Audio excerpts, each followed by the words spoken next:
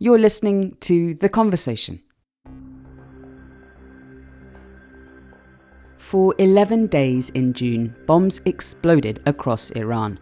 The US and Israel were on a mission to destroy the country's nuclear program and prevent it from developing nuclear weapons. Iran's nuclear sites were completely destroyed in the US strikes on Iran.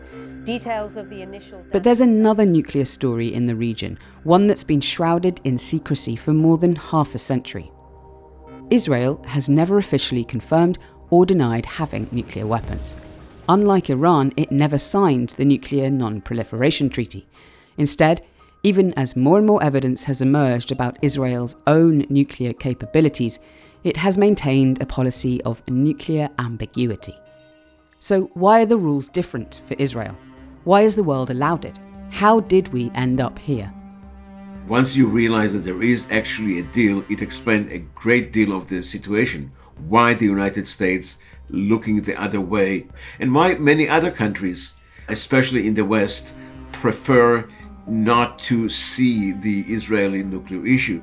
A deal, a secret deal forged in 1969 between the US and Israel that has shaped geopolitics in the Middle East ever since.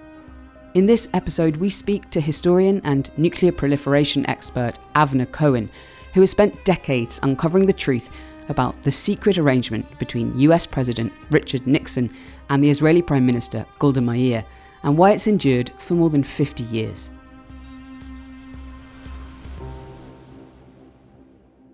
I'm Gemma Ware from The Conversation, an independent news and analysis platform partnering journalists with academics to help bring research knowledge to as many people as possible.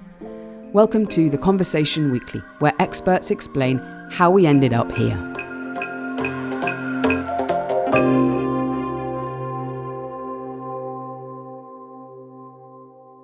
I'm joined by Avner Cohen, Professor of Non-Proliferation Studies at Middlebury Institute of International Studies at Monterey, which is part of Middlebury College in the US.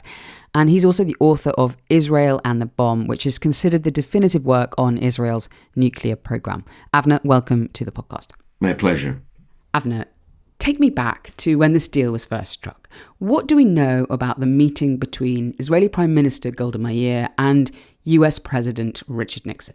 The story goes, the White House of Nixon did have recording tapes inside, and apparently the two leaders, because it was so sensitive, they preferred to walk apparently outside the Rose Garden to have a conversation and to reach some kind of understanding. Both leaders, Nixon and Prime Minister Golda Meir, wrote after the meeting some kind of memo to themselves, and they passed along to some of their senior partners.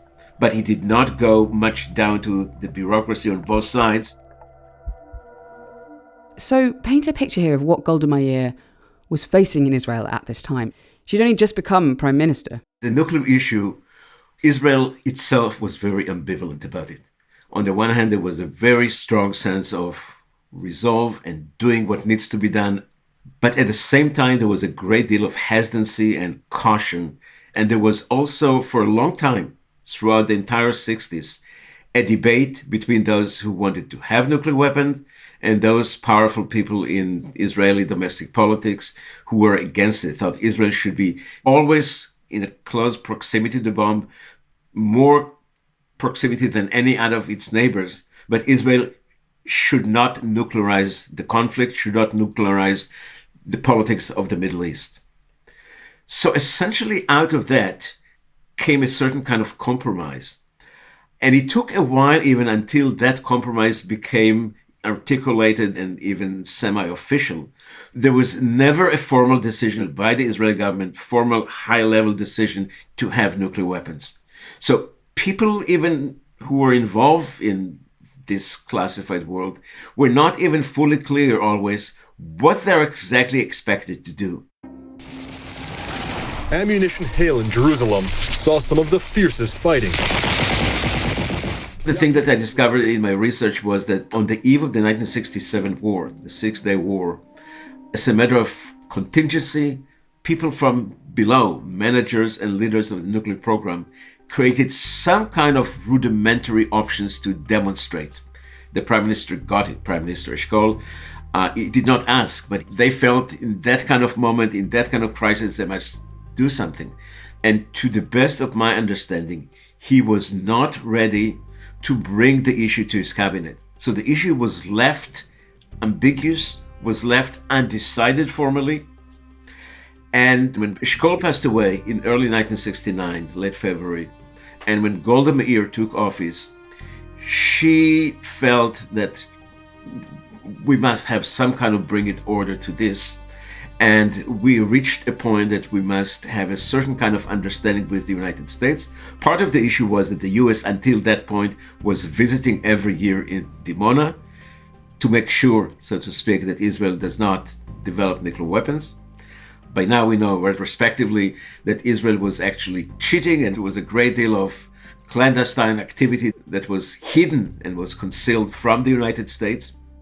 And what about Richard Nixon? What information was he getting in the US ahead of this meeting? The United States itself was internally struggling within the Nixon administration in 1969, the first year in office, what to do with Israel.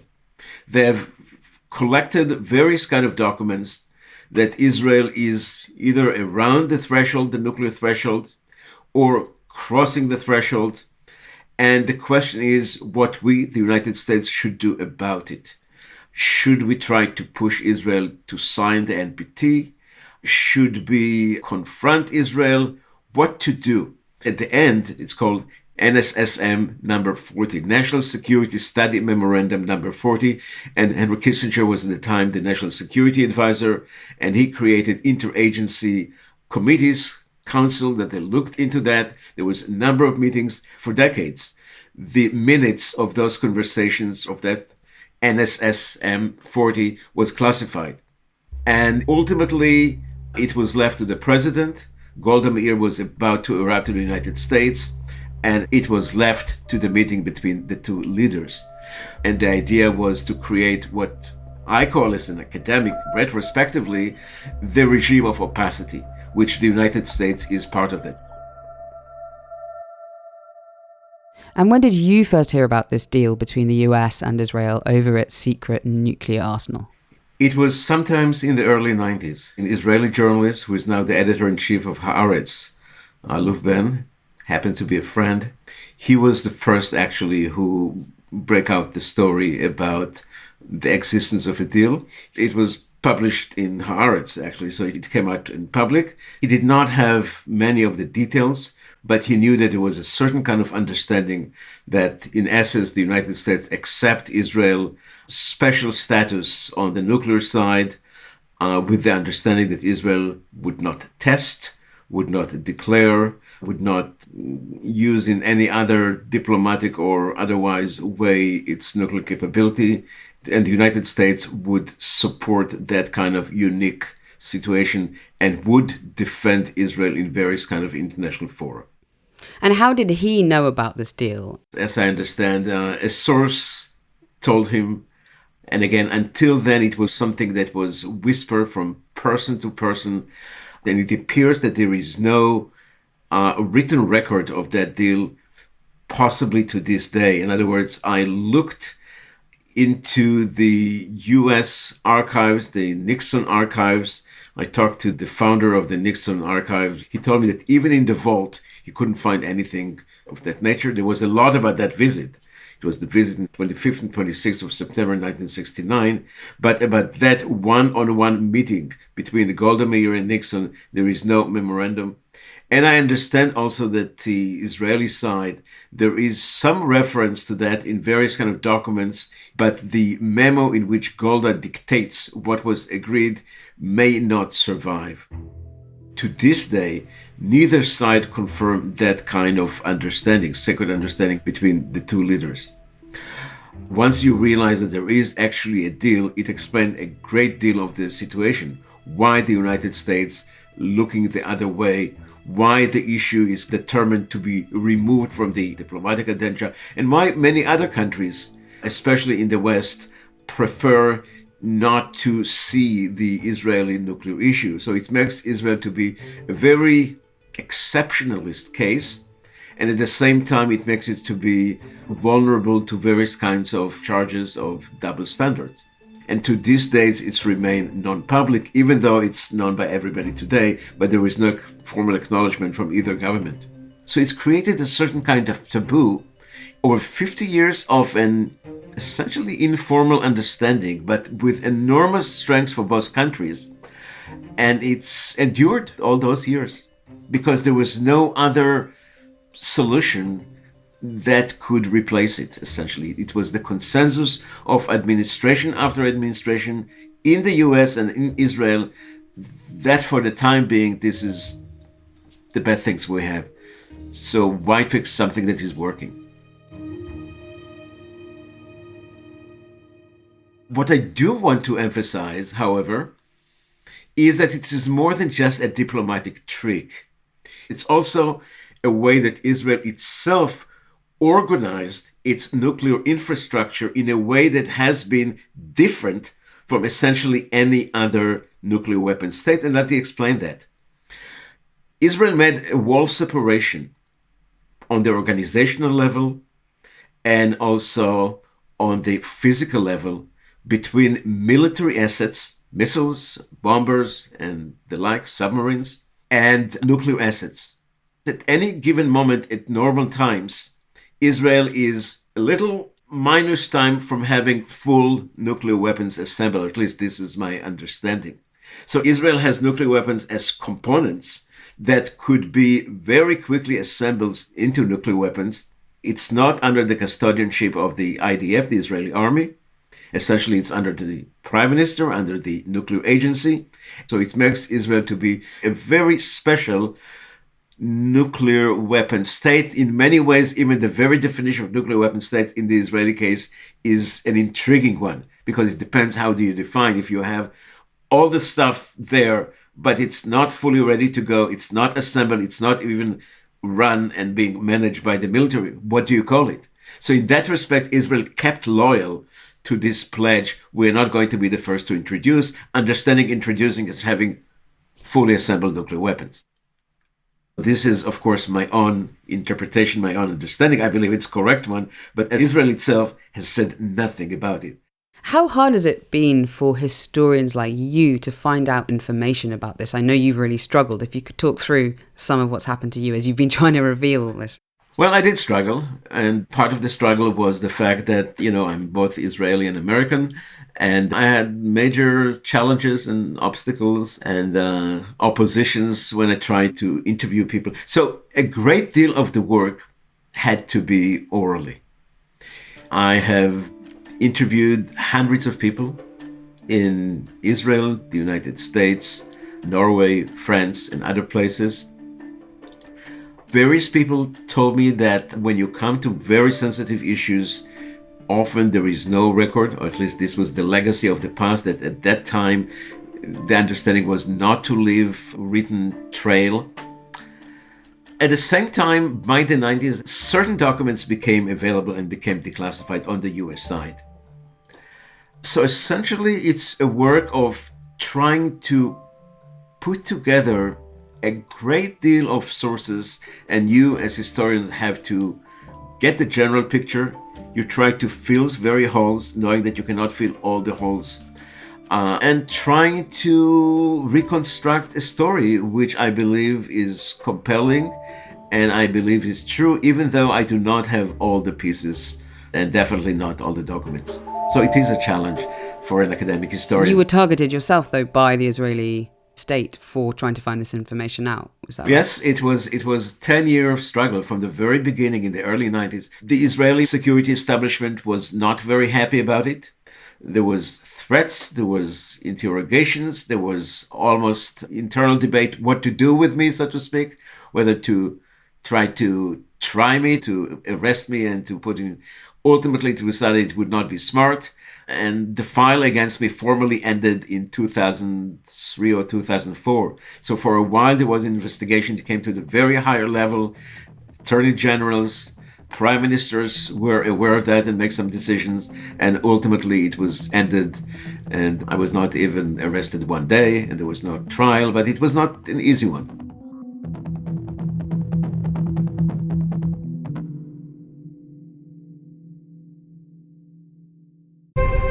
Kathleen Folbig was known as Australia's worst female serial killer. She was convicted of killing her 4 infant children until a scientist uncovered the truth. Scientists want to know the truth and want to get to the bottom of things, particularly in a case like this where science can solve it. The Lab Detective is the story of a shocking miscarriage of justice and an investigation into why Kathleen's story might not be the last. Listen wherever you get your podcasts.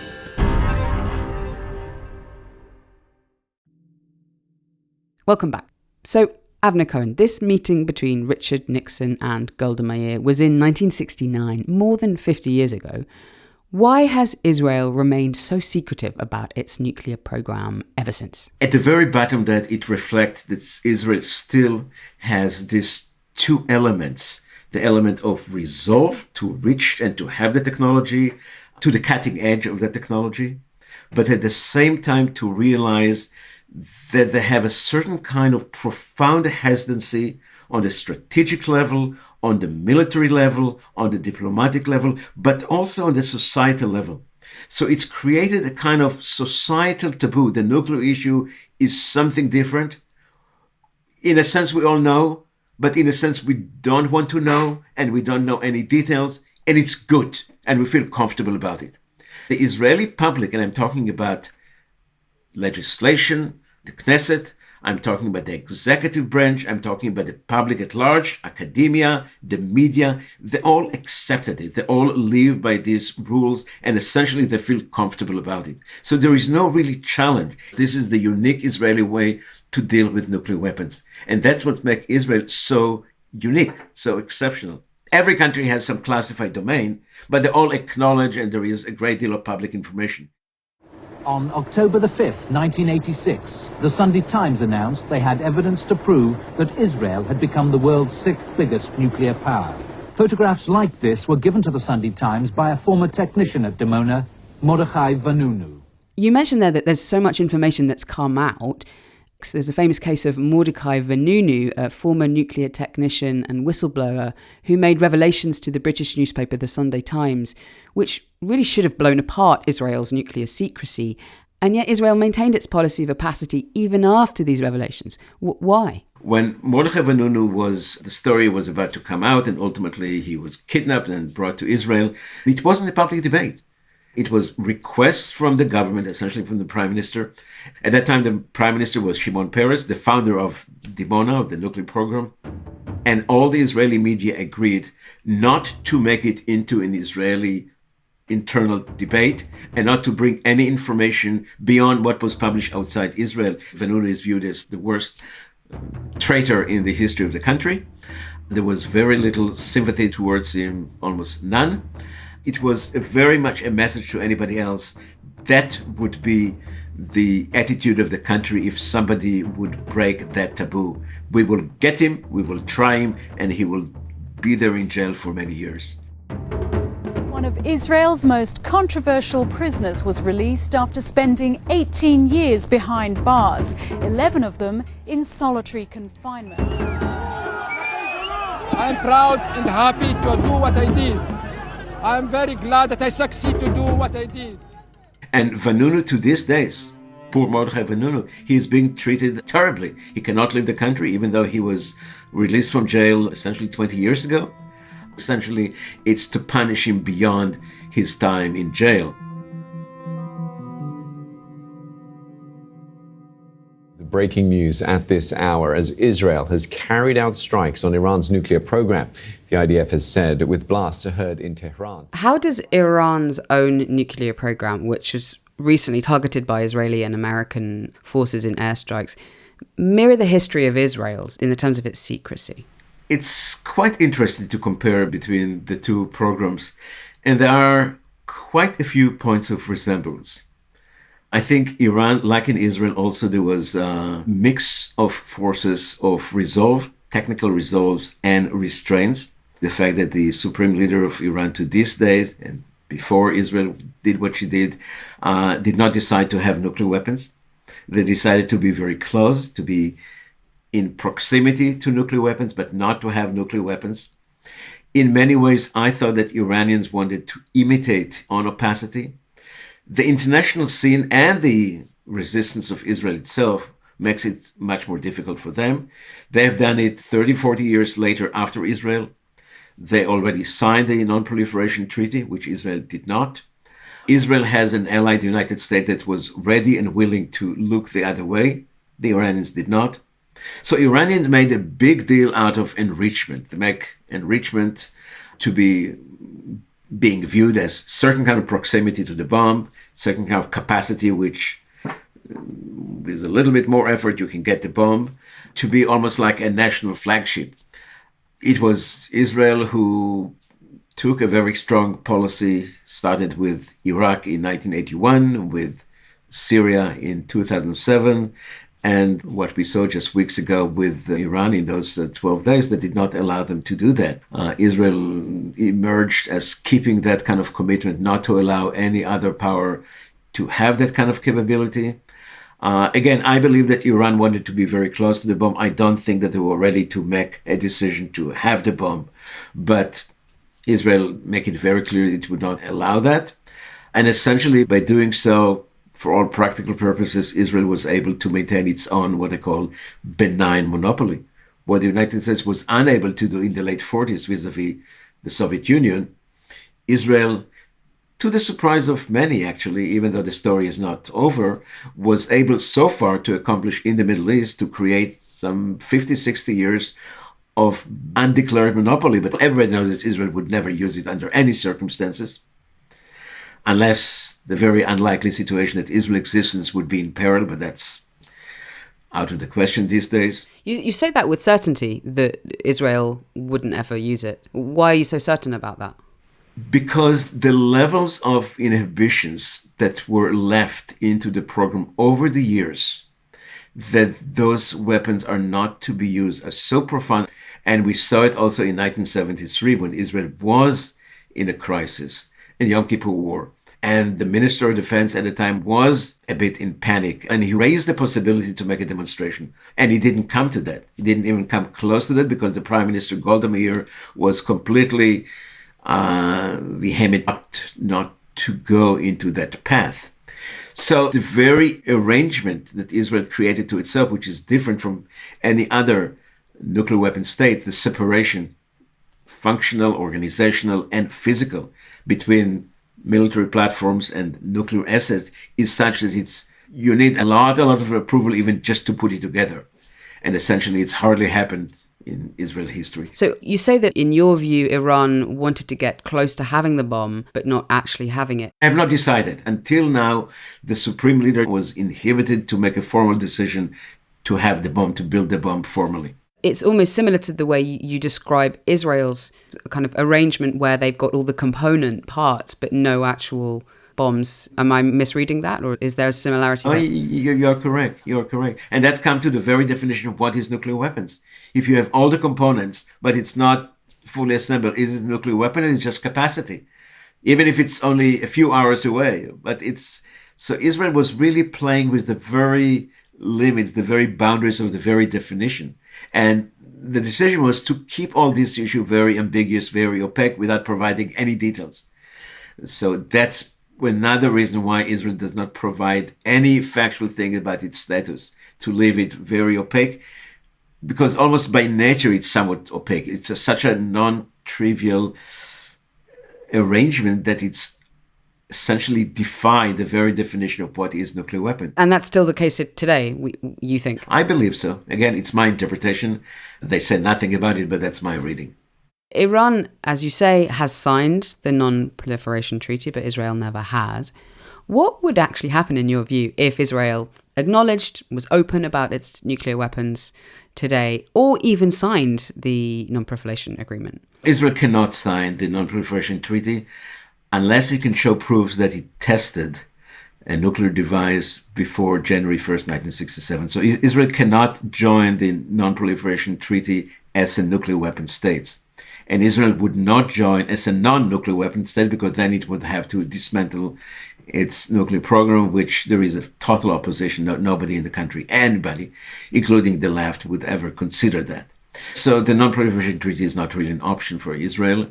And they told that the United States in 1970. And the United States accepted that. What would happen if they therefore acknowledged? I would like, in principle, the question of timing and how to do it is difficult, and I don't think right now we're in the right time vis-a-vis Iran.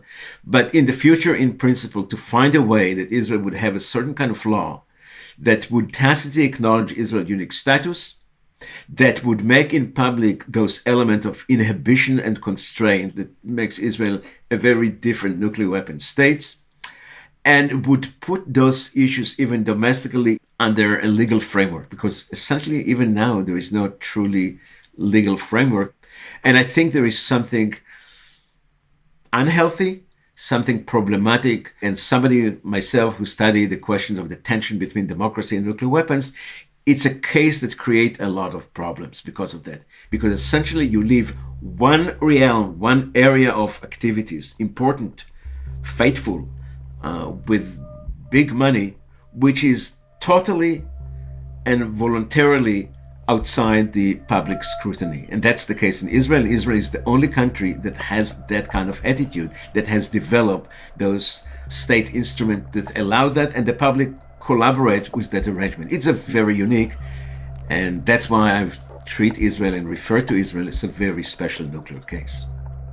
Thank you so much, Avner. It's been fascinating talking with you and hearing your historical perspectives and views on the future, so thank you. I'm glad that we did it.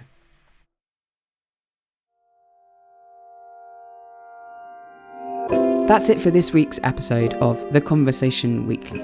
This episode was written and produced by Mend Marawani and me, Gemma Ware, with production assistance from Katie Flood and editing help from Ashlyn McGee. Sound design is by Eloise Stevens, and our theme music is by Nita Saal.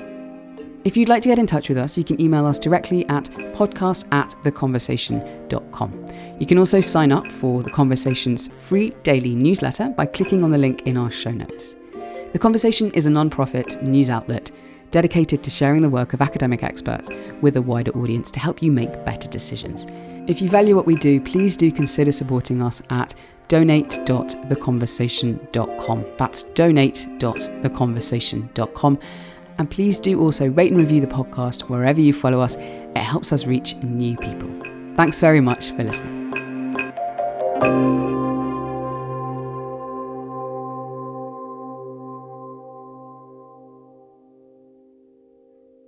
Did you know that most dinosaurs didn't live together? Every Stegosaurus bone in our museums was already a fossil by the time T-Rex was walking around. Dinosaur claws, horns, and plates were all covered in keratin, making them much larger than museum mounts make them appear. And dinosaurs continually grew replacement teeth. Some even grew a new set every month. Every week, I Know Dino shares amazing new scientific discoveries about dinosaurs on their podcast. A new dinosaur is named nearly every week, and I Know Dino is the only podcast which covers every one of them. You can find I Know Dino on Apple Podcasts, Spotify, or wherever you get your podcasts.